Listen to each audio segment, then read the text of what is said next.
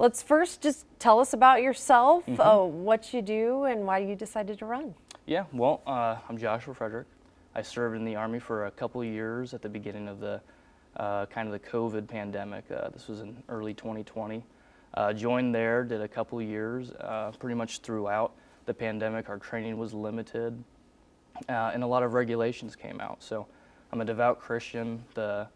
There was a lot of truth that came out with those COVID shots, being that they were made with aborted fetal lines and tissues. I'm very much against anything of that nature, using child murder for those shots. So I elected to do a religious accommodation for those shots. That was promptly denied. They while I was served in Korea on the deployment rotation, they tried to enforce this and coerce me, saying, you could go to prison for not accepting these shots. You could lose your rank. You could be dishonorably discharged. The commander-in-chief at the time was pushing for a dishonorable discharge.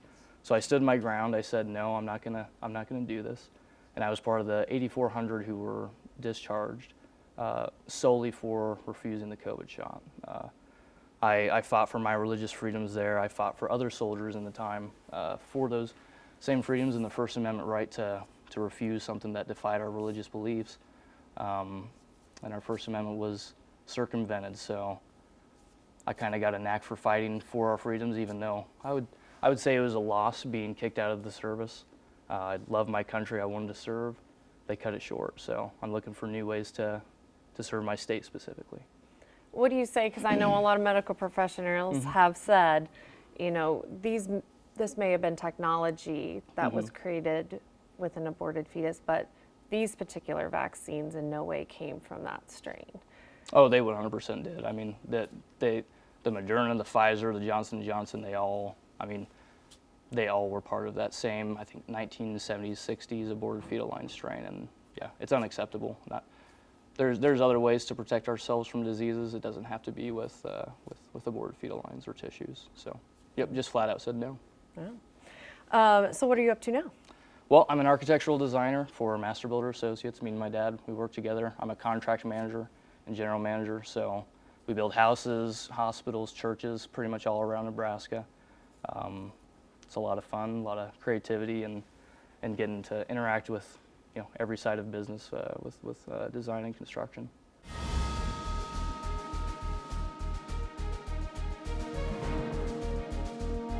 For people who don't know you, talk a little about your background, what jobs you've had, and what maybe positions you've held.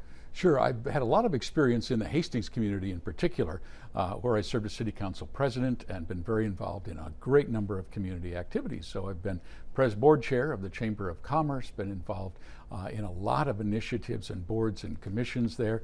Actually serve on the State Commission for Housing and Homelessness, so I do a lot of work in the housing area.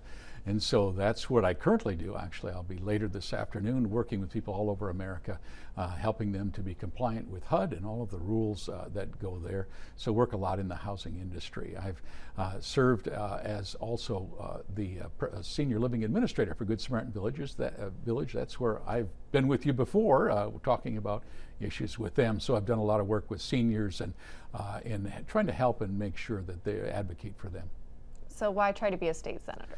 There's a lot of important issues that Nebraska is facing right now, and want to make sure that we, as a conservative Republican, represent the values of District 33. The most common issue that I hear right now is about taxes. And I appreciate Governor Pillen putting a work group together to look at valuations, because it seems that every time the legislature tries to do property tax relief, still our taxes go up, and it's the valuations that continually increase and are really out of control.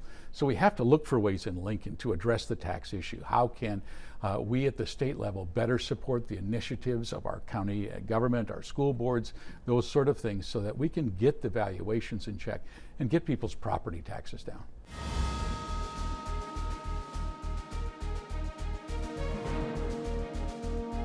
Tell us a little about you, your background, and what you're doing now. Well, I'm pretty old, so my background's extensive, but we grew up on a farm for a while, and then the farm economy went bad in the 1970s, so my parents bought a grocery store in Stromsburg, Nebraska. So did all my high school education in Stromsburg, went to UNL, Joined the military to help pay for college, and then just became a career soldier. Spent 36 years in the military. Became a teacher throughout that process. So I taught high school English to start with, and then it evolved into Spanish when there was a shortage. So I kind of learned Spanish with my students for a few years, and then that became my teaching career. So for 34 years, I taught. The majority of that, 29 years of that time, was in Hastings at Adams Central High School. All right, and what are you up to now? So I work for ASAP, Area Substance and Alcohol Abuse Prevention, and the main tidbit there is going into schools and talking to kids about the dangers of vaping, the dangers of smoking and chewing and alcohol, and hopefully we can just help some of them make the right decision. So why run for office, and what are some of your priorities? Okay, so I've had an interest in politics for quite some time, and I've kind of always thought about running for state senate. So now I look and I kind of look at how things are shaping up, and some of my priorities include property tax reform. I know we have relief here and there, but we really need to change our tax structure. And there's a handful of senators right now in Lincoln that have what's called the EPIC tax.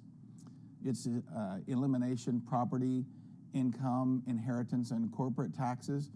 And what their plan is to just add 0.5% or so to new products.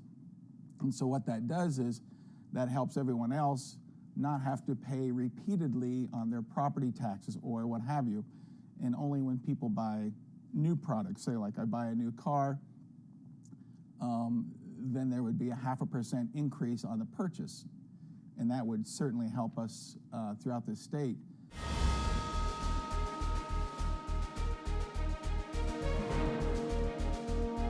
Tell us a little about yourself, your recent jobs, and maybe some positions you've held.